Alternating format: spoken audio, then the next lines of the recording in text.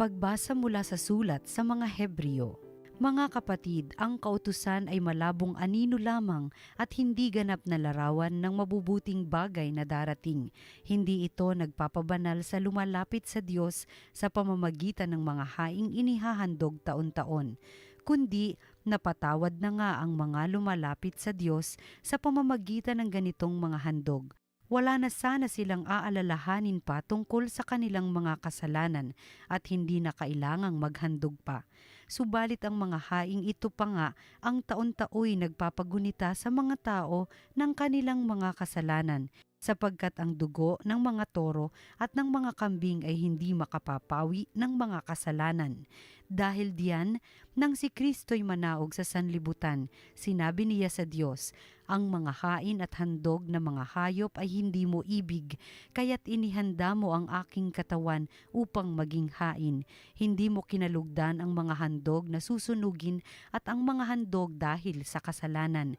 Kaya't aking sinabi, narito ako, O Diyos, upang tupdin ang iyong kalooban, ayon sa nasusulat sa kasulatan tungkol sa akin.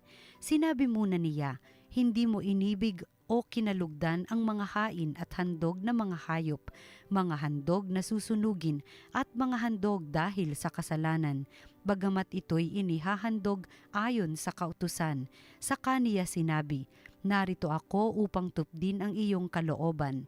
Inalis ng Diyos ang unang handog at pinalitan ng handog ni Kristo, at dahil sa kanyang pagsunod sa kalooban ng Diyos, nilinis tayo ni Hesukristo ng ating mga kasalanan sa pamamagitan ng minsang paghahandog ng kanyang sarili, at iyo'y sapat na.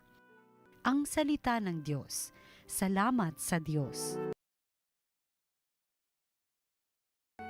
Handog akong naririto upang sundin ang loob mo. Ako ay naghintay sa aking Panginoon at dininig niya ang aking pagtaghoy.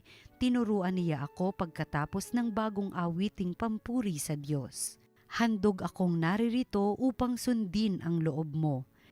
Ang mga panghandog pati mga hain at mga hayop na handang sunugin, hindi mo na ibig sa dambana dalhin upang yaong salay iyong patawarin. Sa halip, ang iyong kaloob sa akin ay ang pandinig ko upang ikay dinggin. Handog akong naririto upang sundin ang loob mo. Ang pagliligtas mo'y aking inihayag, saan man magtipon ang iyong mga anak, di ako titigil ng pagpapahayag. Handog akong naririto upang sundin ang loob mo.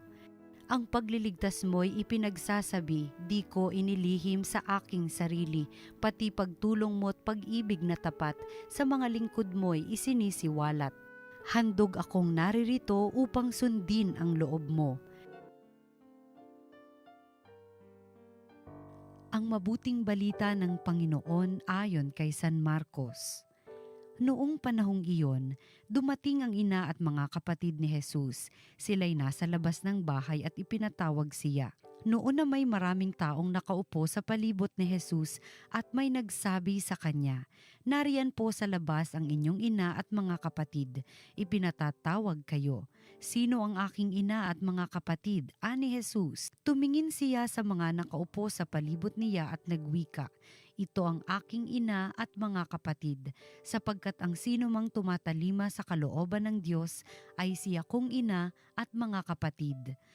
Ang mabuting balita ng Panginoon. Pinupuri ka namin, Panginoong Hesukristo.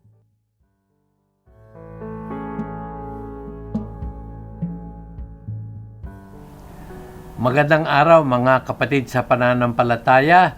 Muli, salamat sa inyong mga panalangin, spiritual, moral, and financial support sa aming mga programa dito sa TV Maria, lalong-lalo na ang salita ng Diyos, salita ng buhay.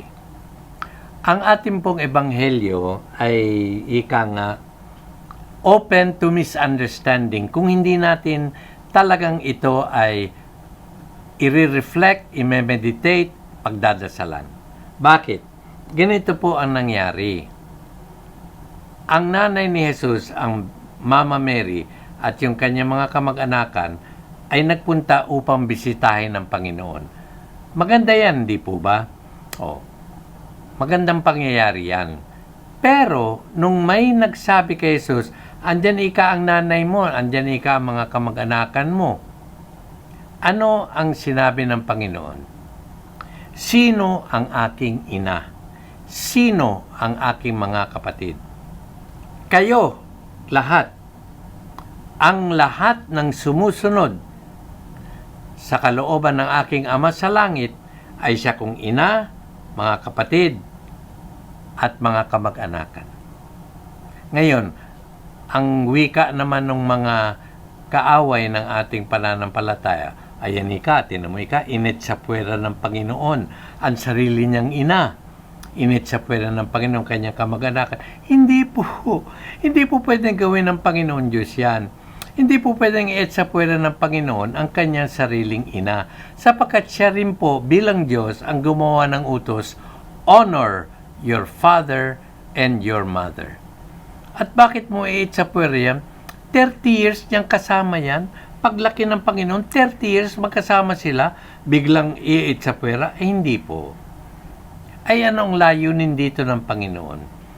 Ang layunin dito ng Panginoon ay palawigin ang pamilya ng Panginoon Diyos.